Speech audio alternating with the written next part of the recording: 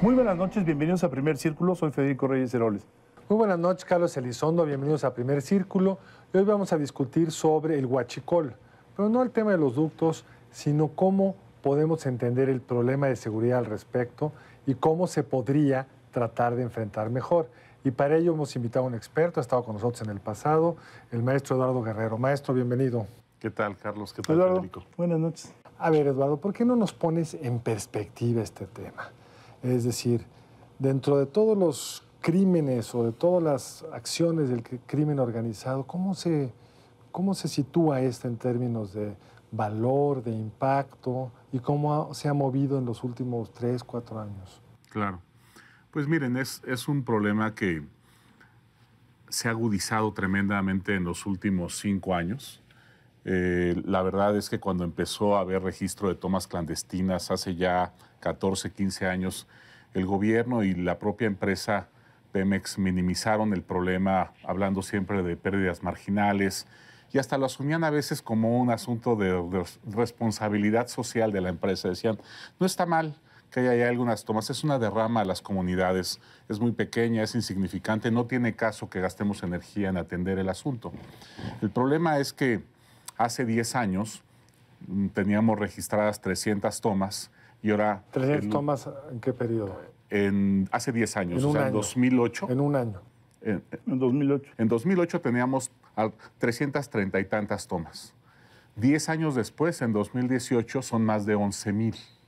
Entonces sí es un crecimiento bárbaro y ya se volvió un lastre para las finanzas de la empresa, ¿no? Ahorita me parece que representa alrededor del casi el 10% del presupuesto de Pemex lo que se están robando anualmente, que más o menos en números redondos se maneja la cifra entre 40 y 70 mil millones de pesos anuales, ¿no? Difieren por la fuente los datos.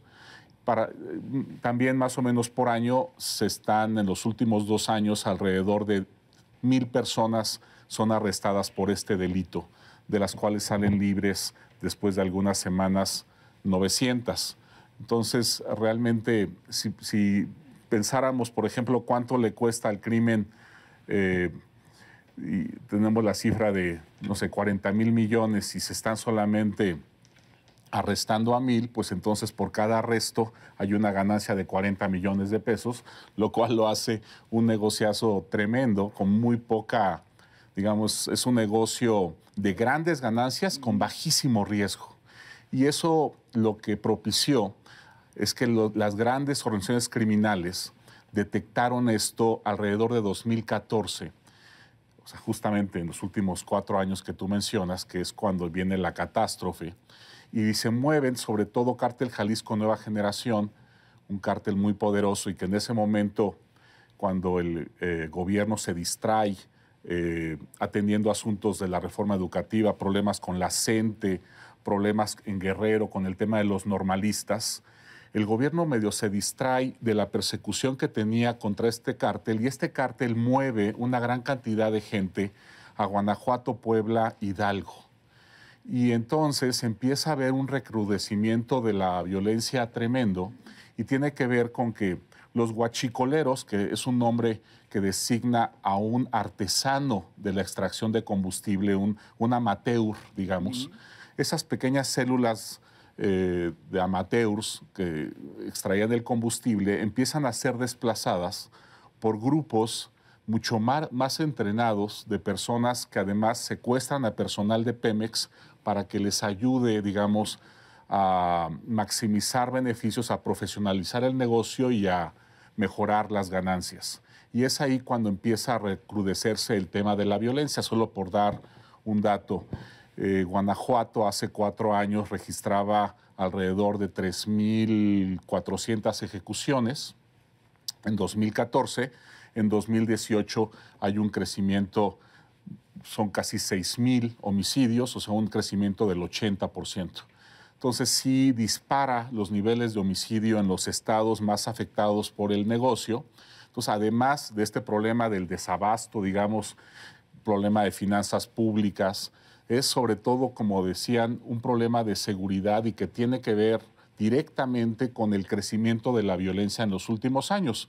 Para el Eso te auditorio, explicaría el caso de Guanajuato, por ejemplo, ¿no? por supuesto. Que no pintaba, No pintaba. en homicidios dolosos y era, digo, realmente bajo, ¿no? Así es. Y además, cuando se te dispara el homicidio, se te empiezan a disparar poco después muchos otros delitos. O sea, en un contexto de violencia y de caos es un campo fértil para que prosperen muchos otros tipos de delitos. Y entonces, en Guanajuato ha habido un crecimiento inusual también, por ejemplo, de pandillas juveniles violentas. Esto ha elevado mucho el narcomenudeo, ha elevado problemas de trata también de personas.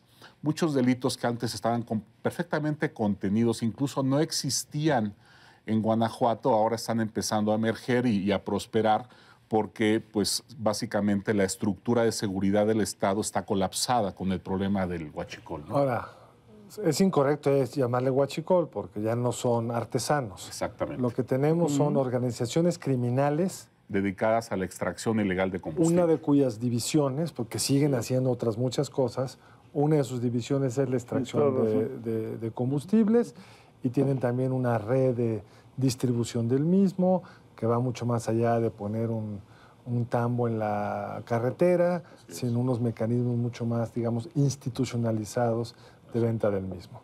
Y es en algún sentido una cara de un problema más grande, que son estas organizaciones criminales que mueven amapola o extorsionan gente, o el famoso derecho de piso, o roban trenes, lo que sea, ¿no? Así es. Entonces, dado esto, que es un problema... Nomás quisiera hacer rápido un paréntesis. Al parecer el presidente y Ana Lilia Pérez, una joven analista que escribió un libro muy interesante, que le puso el cártel negro o algo así, ellos están convencidos que, digamos, el origen del problema y donde realmente se maneja el asunto criminal es al interior del propio Pemex, ¿no? Yo respeto la investigación de Ana Lilia Pérez, pero como yo he visto las cosas desde afuera y veo el problema social, yo tengo mis reservas de que ahí se concentra el problema, ¿no? Yo creo que hay mucho que tiene que ver justamente con el tema que les estoy comentando ahorita. La verdad es que si se concentrara ahí, pues, con el cambio de gobierno y con el cambio en las altas esferas, debe haberse resuelto el problema. Fue, de hecho, esa la explicación original del presidente. Esto está en las altas esferas. No es... El huachicol es un mito, incluso llegó a decir, ¿no? Una forma de encubrir. Ya lo que estamos descubriendo es que no, que parecería que una buena parte del robo viene de ahí, porque si no nos explica que hayan cerrado el ducto. Ahora... Y además, de alguna manera, es otra muestra más de una cultura de ilegalidad muy extensa, ¿no? O sea, cuando veo uno estas terribles escenas de comunidades enteras, y no me refiero solo al caso de Hidalgo y este horror de la muerte por fuego, etcétera, sino muchas otras que han circulado por redes sociales, donde hay de todo, hay mujeres, hay niños, sacando a cubetazos el combustible. Sino, bueno, esto es bastante más que una cabeza fría que está a lo mejor manipulando una, digamos, imaginaria válvula desde Petróleos Mexicanos para desviar combustible. A lo mejor esos se van por pipas o se van por otro lado. Pero aquí hay algo de una demostración de cultura de la ilegalidad brutal, ¿no? Ahora, Eduardo, Así ¿me es. puedes entender Así es. un punto al respecto? Esos tomas que vemos es como las sobritas, ¿verdad? O sea, cuando la gente va con su tambo a rescatar lo que cayó, el gran robo debe ser estructurado en torno de mecanismos más eficientes para mover combustible, Por supuesto. que está rescatando lo de la zanja. Sí. Eso es como una forma de involucrar a la comunidad para generar una cierta protección, Así es. pero no es el eje del problema. No, y en eso creo que el presidente está plenamente consciente, porque lo que me han dicho algunas personas allegadas a ese círculo que está ahí, es que al presidente le han llegado reportes importantes donde hay fotografías justamente de estas pequeñas camionetas con tambos y cubetas y el presidente descarta inmediatamente esto. O sea, no nos vamos a ir tras estos, tenemos que irnos tras los importantes, los que realmente cuentan. Entonces sí están detrás de la industria más importante, que pues es muy difícil de ocultar, Carlos, porque estos trabajan con pipas enormes, tienen centros de almacenamiento, es toda una logística, sobre todo en las noches, cuando llegan, hacen la extracción, luego se mueven a hacer el almacenaje de las pipas en algunas zonas y luego de ahí viene todo el tema de distribución y venta.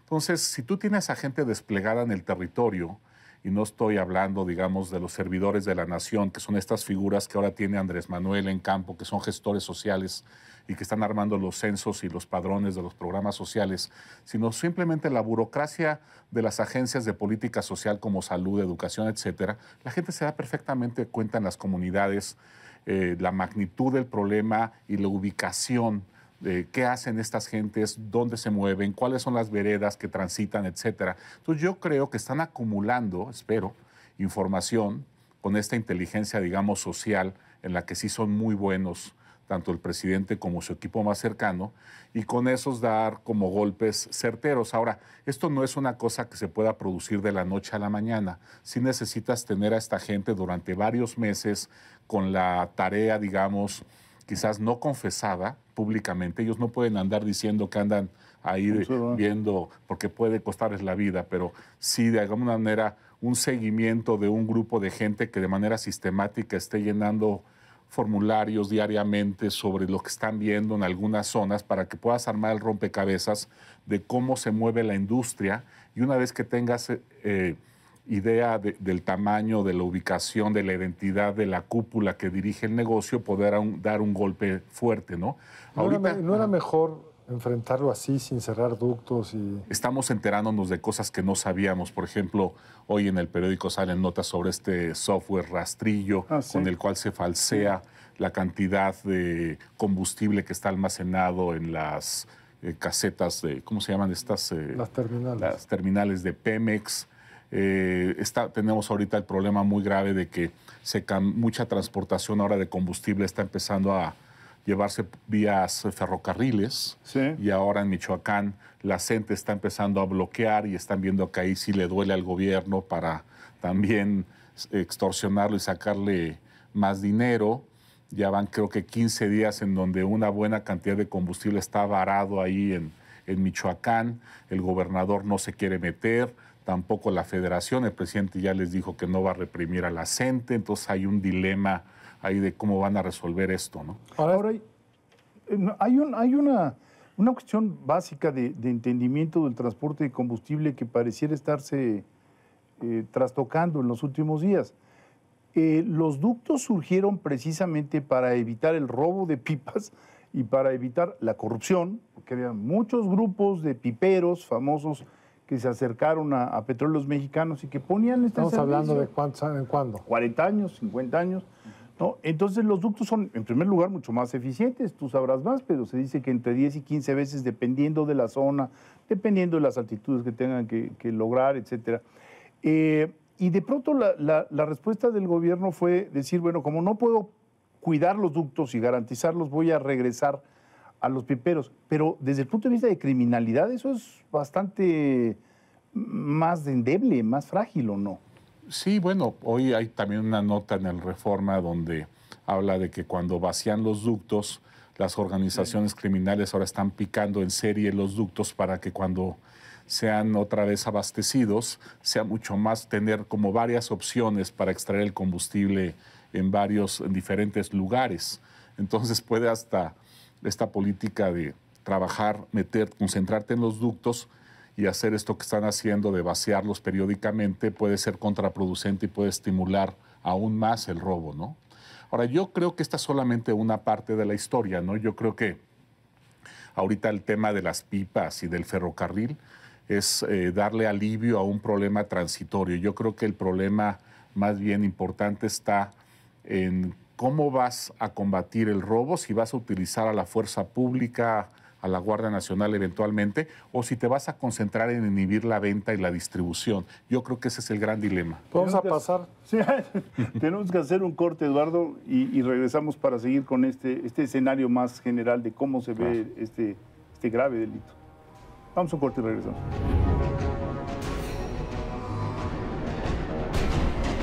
Estamos de regreso en Primer Círculo con Eduardo Guerrero discutiendo sobre la estrategia de seguridad en materia de robo de gasolina. Eduardo, México no es el único que ha tenido estos problemas. De hecho, se ha citado ya muchas veces el caso colombiano, que llegó a tener unos problemas muy serios, pero lo atacó como de forma muy sistemática, no como decías hace un momento, como de prueba y error. La experiencia internacional que tú debes de conocer mucho mejor que nosotros, ¿cuál sería la secuencia de actos que habría que hacer para disminuir de una forma sostenible el problema? Mira, en el caso colombiano ellos trabajaron mucho con los sensores de los ductos, trabajaron mucho con geolocalización de las pipas, también colocaron barreras físicas colindantes con los ductos, ¿no? Hicieron este trabajo en la parte, digamos, para inhibir el robo, pero también trabajaron algunas cosas para inhibir venta, ¿no? Y no sé si es exactamente el caso colombiano, pero hay trabajo también muy fuerte de auditorías, de clausuras o incluso extinción de dominio en aquellas gasolineras, que es donde se vende el grueso del combustible robado, para que sea muy, muy costoso, digamos, elevarles el costo a las gasolineras para que ya no vendan combustible robado. Y esa es una opción en donde creo que aquí se ha descuidado por completo, no hemos trabajado, digamos, este lado de la ecuación. Y es un lado, me parece, muy idóneo porque no desgastas a tu fuerza pública, no la arriesgas a confrontaciones con las propias comunidades, como ha sido el caso acá. Digamos, un atributo muy especial de este negocio criminal es que genera mucha base social rápidamente. Y entonces las comunidades enteras se defienden y están niños y están madres y están hermanos, está toda la familia enfrentando a la fuerza pública. Entonces yo creo que para evitar generar, digamos, estas confrontaciones, yo privilegiaría la parte de la inhibición de la distribución y la venta.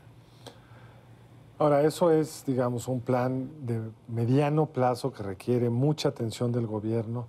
Me preocupa que en general en la historia de México en el tema criminal, y lo decías tú un poco respecto a cómo surge el problema, pues tienes fuerzas limitadas, entonces concentras tu atención en el problema A, y luego pues empiezas medio a mejorar, pero te surge un problema por otro lado. Entonces ese soldado que estaba cuidando el ducto tal, pues hay que moverlo a no sé dónde, que hay un problema de crimen organizado, que está secuestrando gente, qué sé yo. Es como que el problema estructural es que no tiene el Estado mexicano la capacidad de enfrentar varios problemas al mismo tiempo, y el criminal lo sabe. La verdad es que lo que nadie dice, y que lo pongo aquí en la mesa, es que el crimen organizado mexicano es mucho más potente que cualquier otro crimen organizado de Latinoamérica. Tú escribías un artículo, cuéntanos rápido, cuando hay esta crítica es que el ejército no está entrenado para pelear contra otro ejército. Y tú dices, bueno, es que del otro lado hay una suerte de ejército. Claro. Exacto. Sí, están equipados, están entrenados. Nomás recordemos el helicóptero militar que tumbaron en 2014 con misiles rusos. Cártel Jalisco Nueva Generación. Entonces sí estamos haciendo frente a una fuerza que no tiene paralelo en América Latina. Aunque el problema, como tú dices, también lo tuvo Colombia, bueno, no tenía la escala que tiene acá. Y ese es el problema también de que Pemex haya descuidado esto durante tanto tiempo y que ahora tengamos tomas. No solamente las tenemos en el centro del país, ahí es donde se ha agudizado más el problema. Tenemos Veracruz lleno de tomas, tenemos Tamaulipas, Coahuila, tenemos Jalisco. Pemex pone cada denuncia de toma que encuentra, pero Pemex no es autoridad. Sí, de hecho, lo que tú decías hace rato de que 1,000 atrapados, muchos no llegan ni a ser procesados porque Pemex los pone a disposición del Ministerio Público y no, por alguna razón no prospera. Entonces, y la verdad es, hay que decirlo, los registros periodísticos son abundantes en lo que se refiere a presentaciones por parte de Pemex en las distintas administraciones sobre el asunto, y pues simplemente no prosperan en la Procuraduría, no prosperan en la Procuraduría General de la República. Estamos hablando de miles de denuncias presentadas que no tuvieron ningún efecto, ¿no? Pues sí, aunque yo sí soy de la idea de que Pemex debió haber presionado más, debió haber sido más proactivo, quizás hasta ver que con los recursos de Pemex crear algún tipo de... Por ejemplo, en 2017 estuvo en la mesa la creación de una fiscalía contra el robo de hidrocarburos en la Procuraduría, y la idea se abandonó. Yo, por ejemplo, creo que esa sería una gran idea, claro. Y ahora con esta nueva fiscalía creo que se le debe empujar, ¿no? Porque esto es tan grave que sí merece ya un tratamiento especial, ¿no? Pagó para que el ejército mexicano tuviera cuarteles, equipo. O sea, no ha sido lo omiso que se ha dicho. Siempre pudo haber hecho más porque es un problema claramente muy grave. Pero al final de cuentas, pues es la Procuraduría la que tiene que encargarse de los asuntos. Sí, sería un poco atípico que la Procuraduría en este tipo de delitos fuera muy expedita, cuando en el resto de los delitos, incluso homicidio doloso, ¿no?, que son locales, pero bueno, en otros incluso los delitos, federales de los federales no hay una reacción acorde con la dimensión del... Ni una policía, es decir, en otros países la Policía Federal o su equivalente pues se despliega territorialmente porque es un asunto de seguridad nacional, no es un asunto nada más de la empresa. Entonces creo que un poco lo que yo me pregunto es cómo engarzar esto con el tema más amplio de una estrategia del Estado mexicano frente a esos criminales organizados que se pueden desplazar muy rápido del crimen, del huachicol o del robo de combustible, al tráfico de cocaína, a la extorsión. Mira, yo creo que en términos de secuencia, de cómo debió haber actuado el gobierno, yo creo que estuvo bien que empezaran con este asunto, aunque yo creo que faltó una pausa inicial para armar la estrategia. Ahora, a lo mejor tienen estrategia, nomás simplemente no la quieren decir, justamente porque a lo mejor hay partes de la estrategia que si las haces públicas, pues, digamos, dañan la estrategia. Entonces, ahora, sí pareciera por cómo actúa el presidente y el problema que han tenido con algunos poliductos que les pican cada rato, y ellos se quejan un poco de que lo están boicoteando, que hay actos de sabotaje, como si no se hubieran anticipado ellos a cosas, que es justamente en lo que reside una estrategia, en anticipar esos problemas y saber cómo vas a responderlos rápidamente. O tener las pipas compradas antes de empezar a depender de ellas. Así es. Ahora, sin duda, de los problemas de seguridad más graves que tiene México, que para mí son 3, que es el narcotráfico, la extorsión y el problema del robo de combustible, yo creo que este era el problema, se van quizás a reír de lo que diga, pero más fácil de enfrentar frente a los otros 2. O sea, el problema del cobro de cuota, digamos, que es de amplísimo espectro, porque están cobrándole cuota a todos los negocios en México, desde corporativos hasta el cuate de los carritos de los hot dogs. Y luego el tema del narcotráfico internacional, que también es de grandes dimensiones. Yo creo que este es el tercer gran negocio del crimen organizado mexicano y el que tiene relativamente más manera de frenarse en el corto plazo. Pero no es como Calderón, que le declaró la guerra al narco sin haberla pensado y ahora le declararon la guerra al huachicol sin haberlo pensado. ¿Cuáles son los criterios de éxito de esta guerra? ¿Cuáles son las estrategias postguerra? Héctor Aguilar. Se desprende de tu pregunta. A mí algo que me preocupa mucho es que no sean exitosos, que no haya una victoria frente al huachicol. ¿Cómo sería una victoria? ¿Cómo sería una victoria? Que empiece a haber una especie como de desgaste, siga habiendo explosiones. Además hay que ser muy fríos. También esta explosión en Hidalgo, pues pudo haber sido un acto de sabotaje. O sea, nunca nos lo dirán, pero estaban las condiciones dadas para que alguien disparara un rifle desde un árbol, ¿no? Entonces, sí, y más escuchándote, la dimensión misma del asunto, dice uno, caray, debieron haberlo... Miren, si queremos como tener una balance equilibrado del asunto, yo diría, si el problema del desabasto ha tenido un costo económico grave, que ya lo ha señalado Coparmex y el Consejo Coordinador Empresarial. No ha habido un, digamos, repunte de la violencia en los estados. O sea, esto no ha generado más violencia, que es lo que sí pasó con Calderón, ¿no? Oye, como decían, no todavía, ojalá. Exacto, que no. No, todavía no sabemos. En los primeros meses del operativo Michoacán no hubo un repunte de la violencia, está viendo después. Así es, que ese es el gran peligro. O sea, yo sí veo aquí que es muy inflamable también el tema social con el huachicol, ¿no? Bueno, tenemos que despedirnos, Eduardo, pero prométenos que regresas.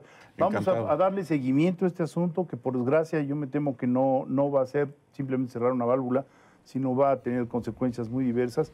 De verdad, mil gracias por haber estado aquí con nosotros. Encantado. Muchas gracias a ustedes. Nos vemos el lunes entrante aquí en Primer Círculo. Nos vemos la próxima aquí en Primer Círculo.